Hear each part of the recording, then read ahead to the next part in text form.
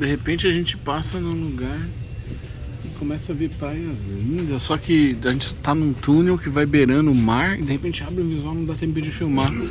E aí eu descubro que a gente tá passando por Cinque Terre. E que eu não vou ficar aqui um tempo pra pedir indicação. Que lugar maravilhoso, cada lugarzinho que deu pra ver rápido, mas a gente tá. O trem tá rápido e não. E sai de um túnel, entra no túnel e você só vê aquele flash assim, agora a polarização, mas aqui não mostra nada. Meu Deus do céu, vou tentar filmar. Tô rápido.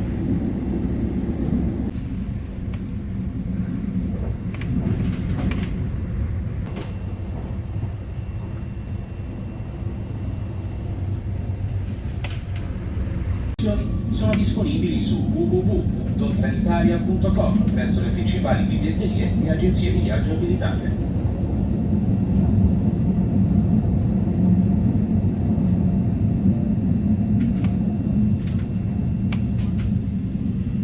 Informiamo i gentili passeggeri che in alcuni fine settimana, dal 20 gennaio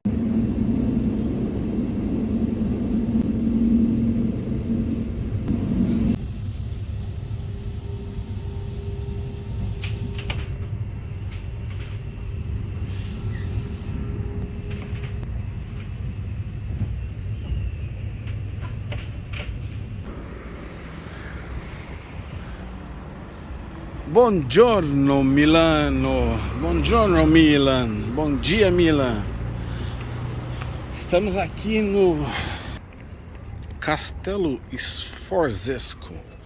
É uma baita construção gigantesca, não é só um castelo, é uma fortificação inteira e nova. Começamos aqui nosso passeio em Milan.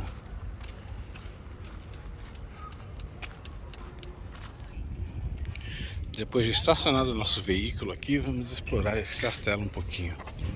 Sempre esses fossos característicos, esse daqui é um bem grandão. Bora lá.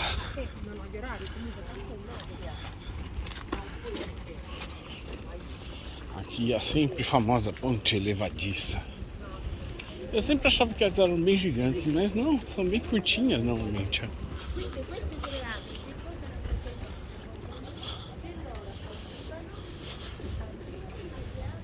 Porta de calque gigante. Por isso que eu falei que é uma fortificação, não é nenhum castelo.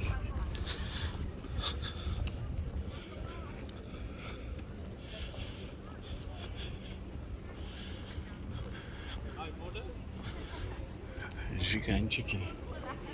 E muito lindo.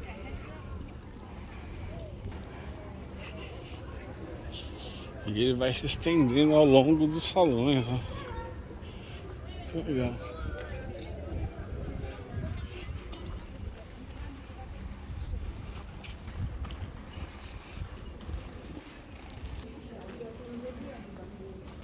É incrível como a Europa tem história, né?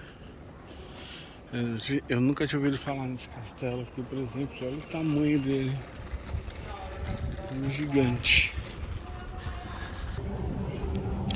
E a modernidade andando junto, embaixo passa o metrô.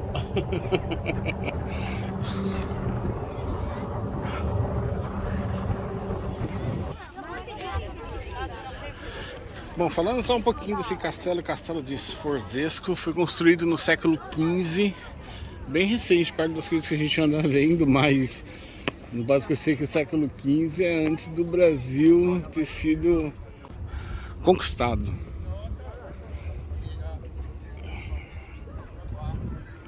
Antes do Brasil, então, mas século XV, então não esquece que é antes do Brasil ser conquistado pelo Portugal, né?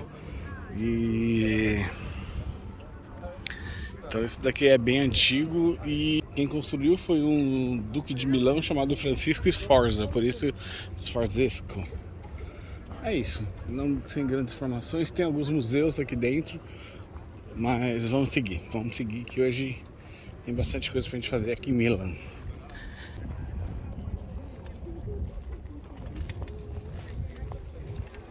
É isso aí, pessoal, bora continuar nosso passeio por Milan.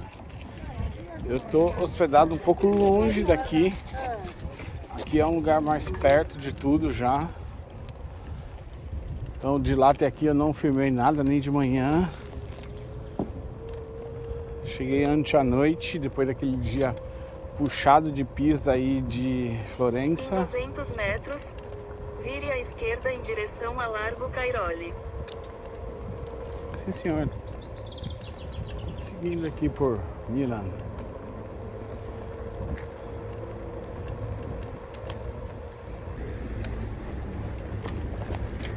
Em 50 metros, na Largo Cairoli, pegue a via Dante.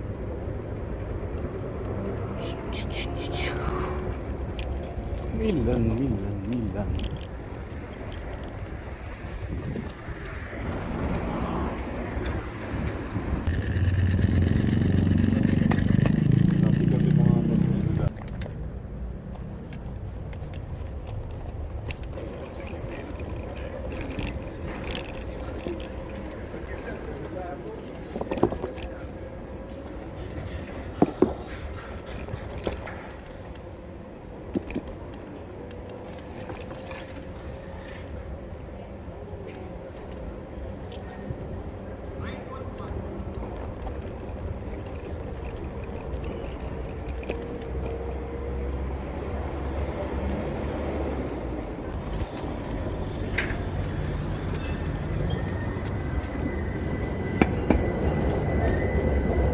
Esquerda na Piazza Cordúzio e depois curva suave à direita para permanecer na Piazza Cordúzio.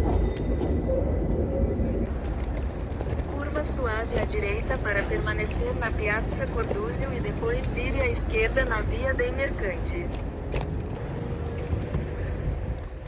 Vire à esquerda na Via dei Mercanti e depois continue em frente na Piazza dei Mercanti. Continue em frente na Piazza dei Mercanti e depois continue para a Piazza del Duomo. Olha quem está à nossa frente.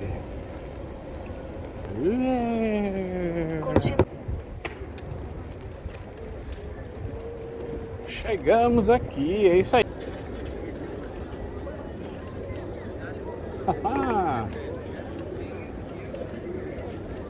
Uau!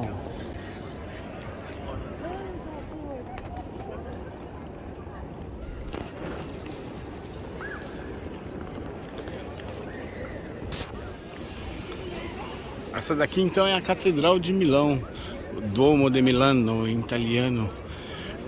A construção dela data de 1350, por volta de 1350.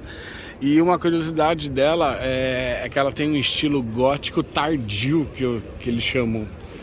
Por que gótico tardio? Porque era muito diferente do que já se estabelecia o estilo gótico no interior da Europa ali, nos países da Alemanha, nos outros países, e aqui na Itália tinha um padrão mais tradicional católico que a gente conhece.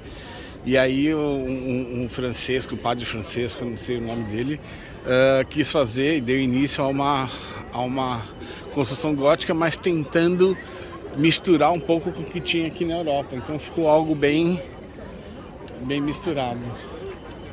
Mas por isso que se chama gótico atrasado, eles chamam. E aqui vire à esquerda em direção à Piazza del Duomo e depois vire à direita na Piazza del Duomo. Vire à direita. Entrando aqui nessa galeria impressionante, chama Vittorio Emanuele o nome. Hoje um shopping, né? Vire à direita e depois chegaremos ao destino. O celular tá gritando aqui.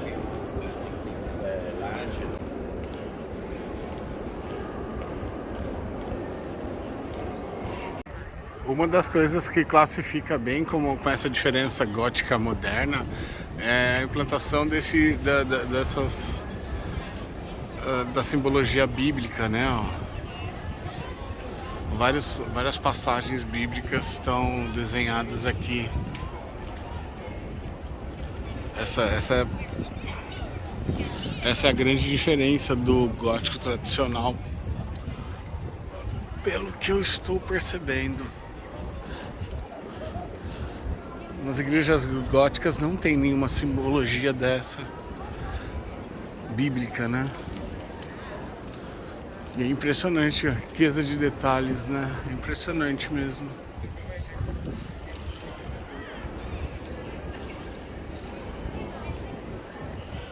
Estamos aqui bem embaixo dela. Chegando aqui no Museu do Leonardo, um dos museus que eu quero visitar. Bora lá. Eu vou mirar aqui.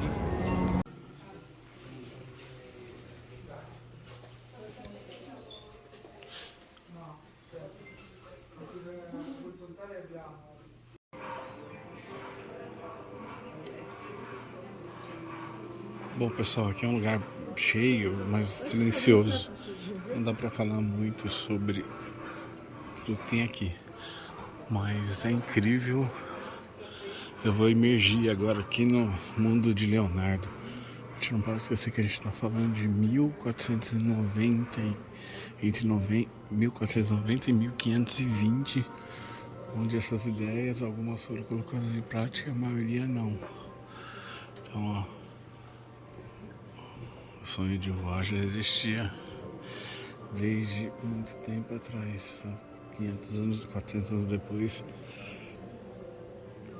que os irmãos Wright conseguiram voar pela primeira vez em Santos Dumont. Eu vou emergir aqui agora e aprender bastante sobre tudo. Nossa, é muito legal. A primeira ideia de máquina de movimento perpétuo. Basicamente é um pouco complexo aqui, eu vi o áudio. Ela tá... corta. É uma máquina basicamente... ela aqui. A ideia é que conforme essas caixinhas vão se mexendo, o peso vai sendo jogado para um lado e ela se manteria funcionando 100% do tempo. Mas principalmente por causa do atrito, essa máquina não teve futuro, mas ele dedicou uma boa energia na construção dela. E é engraçado como o desejo de movimento perpétuo para se conseguir ou funcionar um relógio, no caso, porque ele queria acoplar uma corda aqui para um relógio nunca parar, por exemplo. Era eterno, é atual também, né? Sempre se tentou fazer máquinas de movimento perpétuo. O castelo que a gente foi mais cedo, ó, o desenho feito por Leonardo da Vinci, ele que projetou aquela torre gigantesca que a gente viu lá mais cedo.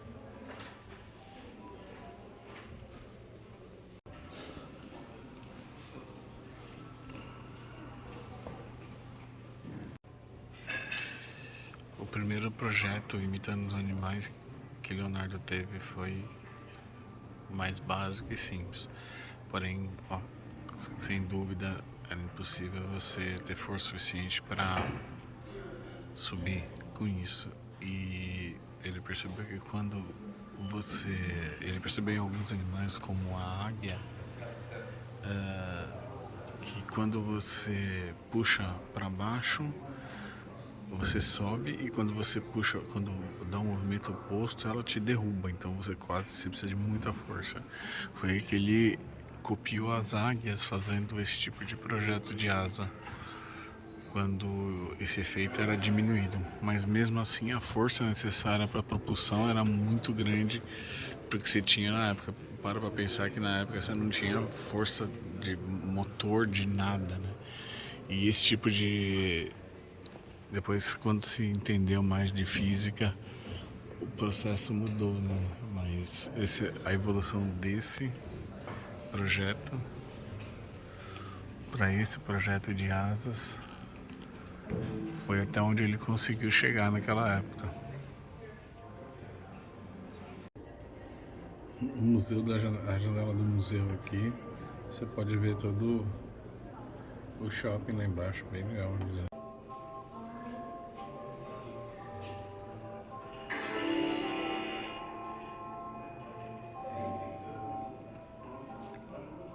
A invenção do órgão, é isso?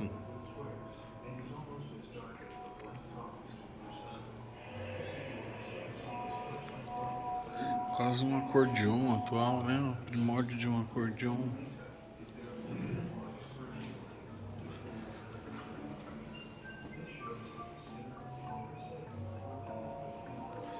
Invenções musicais também. Essa área aqui já eu não era muito familiarizado com a parte de Leonardo, não.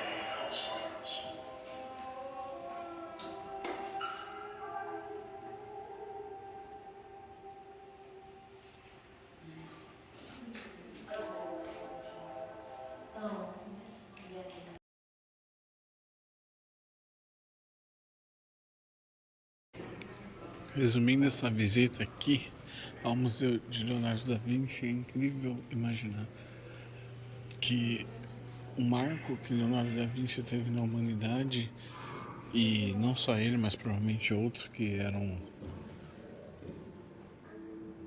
contemporâneos a ele e também tentavam melhorar o mundo, de evoluir, conseguir voar, por exemplo, mostra pra gente que naquela época, né, que iniciou-se as navegações também, que foram à América e que foi um grande salto na humanidade em várias áreas, né, tanto no renascentismo como em outras áreas de construção. Foi uma outra fase grande evolutiva no ser humano, né, onde a gente começou a trabalhar muito a questão mecânica, onde o ser humano deu esse salto. Então, Leonardo da Vinci marca muito bem essa fase evolutiva humana. Muito legal. O resumo desse museu é isso. Pra mim, né? Claro. E como ele era multifacetário, né? Um grande pintor, construtor, um artista genial. Se é que foi realmente tudo ele que fez, né? Ou se ele era só o administrador disso tudo. Porque sozinho ele não fez tudo isso, né? Mas ele era o grande gênio por trás, o grande sábio por trás, mas sozinho ele não foi muito longe, não. Por isso que eu sinto bem a contemporaneidade dele, né? Incrível, incrível. Todas as ideias. Ó. Essa, eu já vim aqui só mostrando um pouquinho pra vocês. O modelo real aqui. Dá pra você até navegar junto em 3D ali. Carregar esculturas, enfim. Incrível. Não tirando o mérito do Leonardo da Vinci, claro.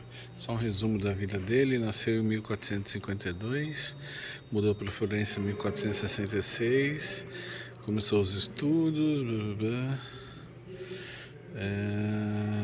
Ele começou aquele trabalho do cavalo lá, de transportar. Ele teve muita relação com os governos, né? Que deram suporte para ele conseguir fazer. Em 1495 pintou a Última Ceia e mudou para Florença, e aí ele mudou aqui para Milan ele voltou, ele viveu em Milan em 1499 e voltou em 1506. E não vamos estender muito a explicação da vida dele. Eu estou tentando procurar o dia que ele morreu.